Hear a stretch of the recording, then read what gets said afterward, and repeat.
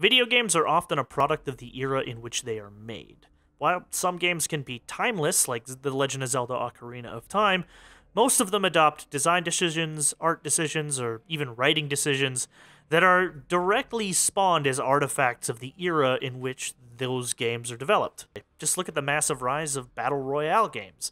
These games are all informing how other games are made, which is why we see so many goddamn Battle Royale games. But I want to go back. I want to go back and talk about another trend. In the early 2010s, there was a video game that released a long time ago that I want to talk about today.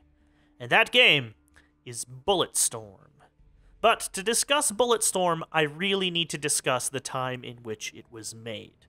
Because Bulletstorm is a rebuke of the design decisions and trends that existed within its era. So let's travel back to 2011, the year in which Bulletstorm was released. If you're somebody who really enjoyed first-person shooters back in 2011, it was a good time to be alive. Modern Warfare 3 was right around the corner, and the world was still on fire with Call of Duty Frenzy. So you've got tons of copycats coming out. The Battlefield and even Medal of Honor series are doing well, and there are tactical military shooters everywhere. But that's the problem. A lot of these shooters are of a very specific kind. You might be living through something of a renaissance, but it's a renaissance of a boring, somewhat jilted, somewhat uninteresting type of shooter. I mean, there's fun to be had with the modern military shooter, but it's just not for me. I'm a big fan of arcade shooters, games like Doom or Quake. These games are a lot more fun to me. I quite enjoy blowing shit up, and I quite don't enjoy diving for cover, occasionally popping out to get a few headshots and then dipping back down into cover. Fortunately, I was not alone in that assessment. As someone who was raised on Unreal Tournament and Quake, I desired something faster, more intense, and People Can Fly games delivered. Bulletstorm was released in February of 2011 and was the antithesis of the modern shooter market. And Bulletstorm wanted everyone to know that they were that antithesis, which resulted in one of my favorite pieces of video game marketing of all time. So do you remember that one Halo 3 commercial, the Believe commercial? You got a camera slowly making its way through a diorama of what appears to be depicting a huge final battle to slow and somber piano music. Well, Bulletstorm did something similar.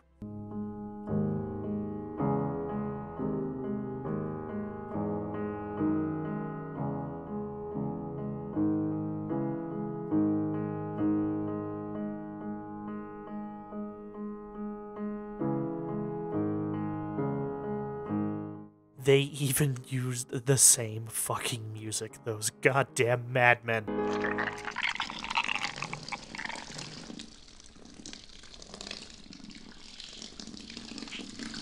So Bulletstorm was breaking from the current trend, but how was it going to do that? Well, let's get into what makes Bulletstorm so goddamn fun. So, on the basic level, if you deconstruct Bulletstorm's campaign, it's basically bog standard for what was regular around the time. It was 6 to 8 hours long, it was laden with multiple acts, each featuring smaller chapters in a way that I would probably liken to a game like Gears of War.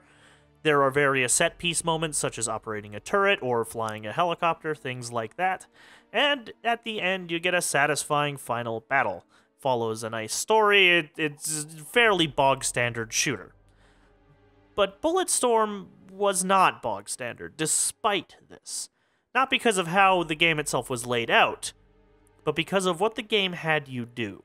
Bulletstorm is a shooter, and has 7 rather distinct and unique feeling guns, each one with a charge shot mode. In addition, you can melee attack with a ridiculously overpowered kick, pull enemies towards you with a leash, or knock them into the air with the thumper. That is your toolbox in Bulletstorm. But the way you go about dispatching enemies has to be considered in a totally different way from your standard shooter. You see, the only way you can buy ammo or upgrade your gun is through drop kits, and drop kits require you to spend points in order to get those upgrades or ammunitions that you're going to need for your weapons. And the only way to earn points? Well, you're gonna want to get creative.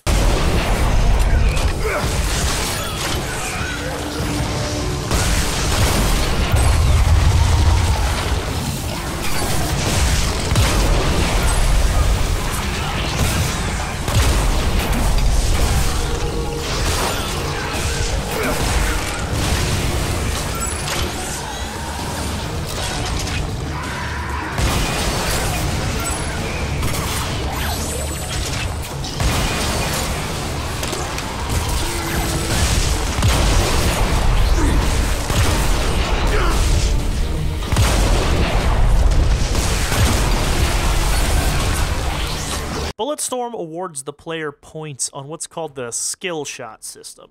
Skill shots are just kind of interesting and technical shots that you pull off that look goddamn impressive.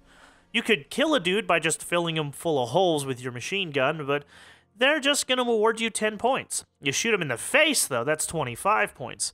Shoot him in the dick and then kick his head off, that's 100 points. Shoot a guy in the face with a grenade bola that wraps around his head, getting him stuck, and then kicking him into a feeder plant, which then devours him, and then detonating that grenade, killing both him and the feeder plant. Well, now you're fucking talking. Bulletstorm does not want you to be just some tactical marine fighting his way through wave after wave of enemies. Bulletstorm wants you to be an artist. It wants you to take the tools that you've got available in the environments that you're in and use them in whatever way you want to make the most spectacular, over-the-top, and stupid kills you can imagine. But killing people this way isn't necessarily intuitive, especially if you've played other shooters before. Not everyone might immediately fall into the pattern, so what does Bulletstorm do to keep people from, say, falling into one or two skill shots that use minimal ammo and just using them over and over again, or, say, just ignoring the system altogether and just living on what tiny amounts of points and ammo pickups there are in the game? Well, let's talk about that, because it's got a few ways to do it. First off, enemies in Bulletstorm are actually a little bit bullet spongy, especially on higher difficulties and later in the game. They take a lot of work to take down. If you're just going to hammer them with your assault rifle, you're not going to get very far, and you're probably going to run out of ammo, even on some of your more powerful weapons. So this alone pushes you towards figuring out how to kill them more effectively. Kicking enemies into things is probably the most basic skill shot in the game, but it's also one of the most effective. Instant kills through kicking an enemy into some exposed wiring are easy, cheap, and ammo efficient. But eventually you might see an unlock that you want, and this is going to drive you towards trying new things, because the unlocks in this game are pretty cool. But what's there to stop you from just repeatedly using the same skill shot or kicking the enemy into the same wall over and over again? Well, there is a massive bonus for using a new skill shot that you've never used before. Most skill shots will award you either 25, 50, or 100 points per use.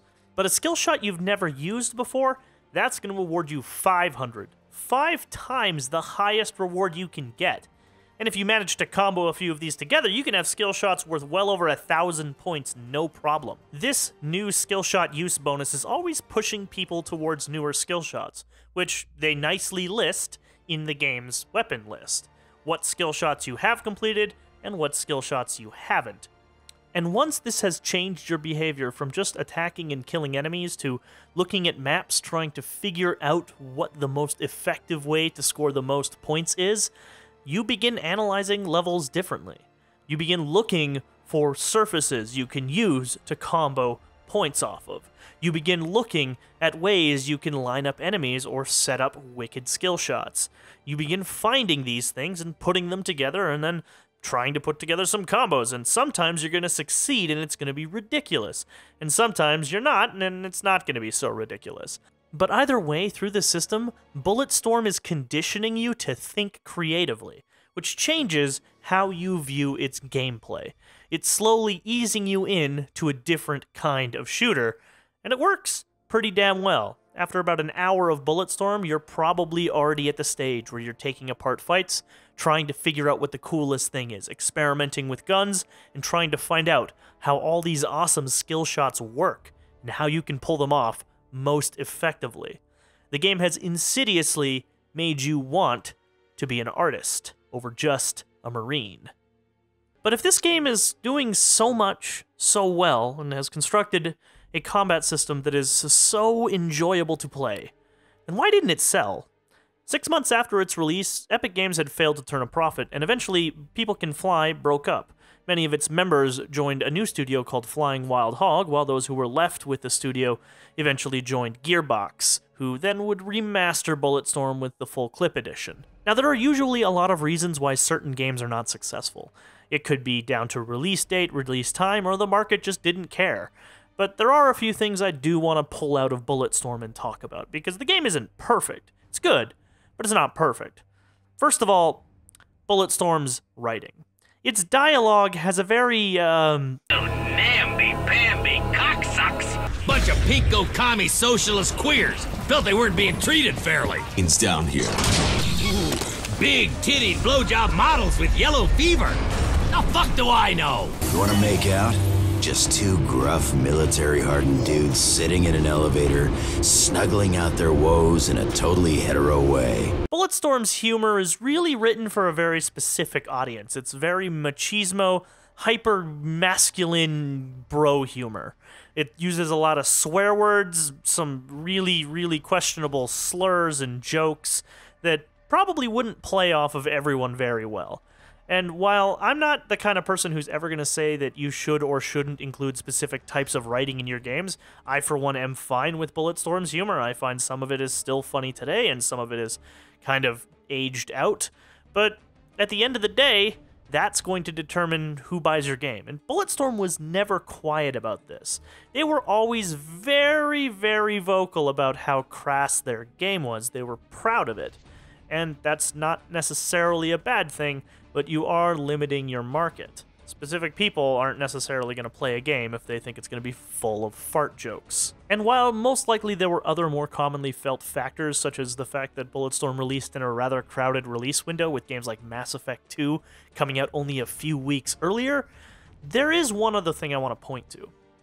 Bulletstorm is most assuredly a relic of its age. It is a game that is heavily informed by the era in which it was designed. Bulletstorm itself is a reaction to stale, serious, modern military shooters. It is, as I said earlier, the utter antithesis of that kind of game. And it came out not at all hiding that intention. It wanted to be the thing that kicks up dust in a genre that a lot of people were rightly starting to call rather stale. As somebody who doesn't enjoy that kind of shooter, the modern military style, I am not opposed to this. I think that that genre definitely needed a dust-up. Unfortunately, the market really didn't. A lot of people were likely looking for more modern military shooters, and Bulletstorm was pretty much by design not that. So it didn't sell as well. Over many, many years, it's developed a cult following of people who do enjoy the fact that it is essentially the antithesis of those kinds of shooters. People who have nostalgia for that time, but also don't necessarily like it. But at the end of the day, Bulletstorm was a market disruption for a market that was not ready for disruption.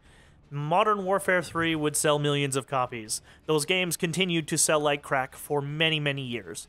It really wouldn't be until Doom 2016, about 5 years later, that we would finally see the modern military shooter hegemony crack. And maybe now, Bulletstorm will do better. If Full Clip Edition and now a Switch Edition coming up are any indication, Bulletstorm most assuredly is finding more and more of its footing. Which leads me to my next point. Bulletstorm is a wonderful, wonderful game. And with the return of the arcade shooter slowly becoming more and more prevalent, with games like Shadow Warrior 2 becoming a success, Gearbox, and I know you're listening, it's time. It is time for Bulletstorm 2. Because Bulletstorm did a lot of really interesting stuff with combat, and the fact that nobody has copied it is kind of fucked up. Actually, there was this one game called Desync that was actually pretty decent, but lacked a lot of the personality that Bulletstorm brought to the table, but moving on. You've got the license, Gearbox, and you've got at least some of the team. I think it's time for you to bring back the world of Bulletstorm. I think it's time for more interesting shooters to rise again. With games like Doom being incredibly successful, the age of the arcade shooter is back. The time that Bulletstorm was parodying has ended. And now it is time for Bulletstorm to rise again, ascendant, as Bulletstorm 2. But, like, mostly you should just, like, finish up the story, because the game ends kind of on a cliffhanger, and there's, like, so much more to explore. Come on, guys, let's do this! Thank you for watching this week's episode of What the Hell is Matt Playing This Week? A title that I always say wrong, because for some reason I feel like I need to inject profanity. I think I have a problem with my manner of speech. Not important. What kind of shooters do you like? Are you a big fan of crazy over-the-top shooters, or like Doom and Bulletstorm, or do you prefer more measured experiences like, say, Rainbow Six Siege, or whatever the hell other major military shooters are? I don't know, Call of Duty? Do they still make those? Let me know in the comments, or come on into the Discord. There's a link in the description. You can come on down and tell me about it, talk about it. We could chat about shit all day. I love doing that shit. Other than that, thank you very much for watching. If you've enjoyed this video, please do help me along by throwing down a like. If you're not subbed here, sub up. There's a bell. I don't know what it does. But thank you very much for watching. And then, after you're done all that, consider having yourselves a great one.